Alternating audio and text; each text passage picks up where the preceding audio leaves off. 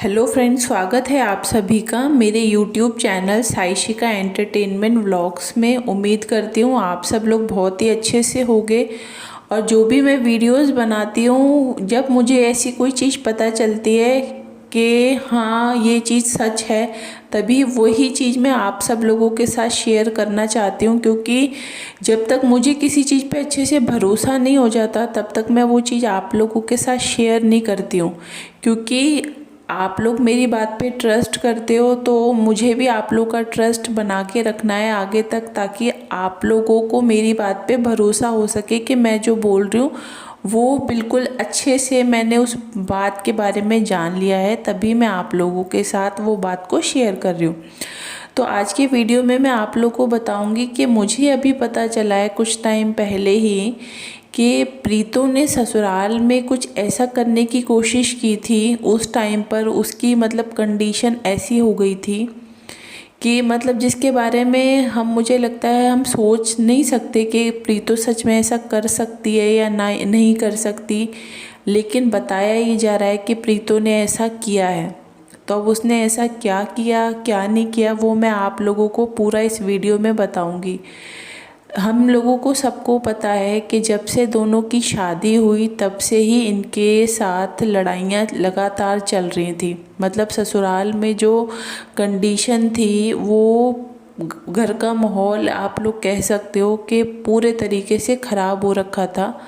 मतलब इतनी ज़्यादा लड़ाइयाँ थी, बट ये था लोगों को शो ऑफ नहीं हो रहा था। उस टाइम पर लोगों को दिखाया नहीं जा रहा था, लेकिन पीठ पीछे बहुत सारी चीज़ें चल रही थी। यहाँ तक कि ये बताया जाता है कि जो नन्नू का गांव है, गांव में हर घर को ये बात पता थी कि इनके घर में डेली लड़ाइयाँ चल रही हैं। ठीक है।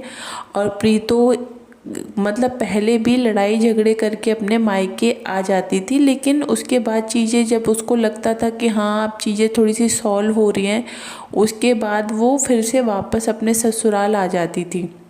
तो गांव के लोगों को भी ये लगता था कि यार इनके घर में इतनी सब लड़ाइयाँ हो रही हैं, इतना सब कुछ हो रहा है, फिर भी ये लड़की वापस आ जाती है।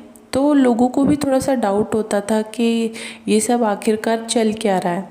तो उसके बाद मैं आप लोगों को बताती हूँ कि एक बार क्या हुआ था कि इनके घर में इतनी ज़्यादा लड़ाई हो गई थी, बहुत मतलब लड़ाई का जो लेवल होता है वो बहुत ज़्यादा बढ़ गया था। और उस टाइम पर प्रीतो ने सुसाइड करने की कोशिश की थी। मैं आप लोगों को बता देती हूँ क्योंकि ये बात मुझे काफ़ी टाइम पहले भी एक बार सुनने के लिए मिली थी, बट मुझे लगा था पता नहीं ये बात सच है या नहीं है। क्योंकि जब तक मुझे पूरा भरोसा उस चीज़ पे नहीं हो जाता, मैं आप लोगों को नहीं बताती। तो अब मुझे पता चला है कि नहीं, ये बात सच थी। प्रीतो ने सच में उस टाइम पर सुसाइड करने की कोशिश की थी।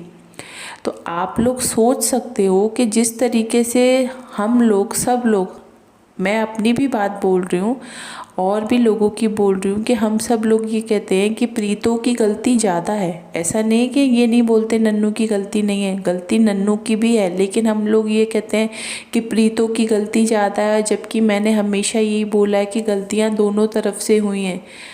तो उस बेस पे मुझे ये लगता है कि अगर प्रीतो ने इतना बड़ा स्टेप उठाने की उस टाइम पर कोशिश की थी, तो इसका मतलब तो ये हो सकता है कि सच में वो उस टाइम पर इतनी ज़्यादा मेंटली डिस्टर्ब हो गई थी, या उसको इतना ज़्यादा टॉर्चर किया जा रहा था, परेशान किया जा रहा था। क्योंकि हम सब लोग भी इस बात को समझ सकते हैं कि जब कोई इंसान सुसाइड करने के लिए सोचता है, तो वो उस टाइम पर उसकी कंडीशन ऐसी हो जाती है कि उसको ये लगता है कि अब मेरी लाइफ में कुछ भी नहीं बचा, अब सब चीज़ें ख़त्म हो चुकी हैं। जब उसको अपने चारों तरफ अंधेरा ही अंधेरा नज़र आता है, जब उसको ये लगता है अब मेरी लाइफ का कोई रास्ता नहीं बचा, अब मुझे जीना नहीं है, तो उस टाइम पर कोई भी पर्सन सुसाइड करने का फ़ैसला लेता है।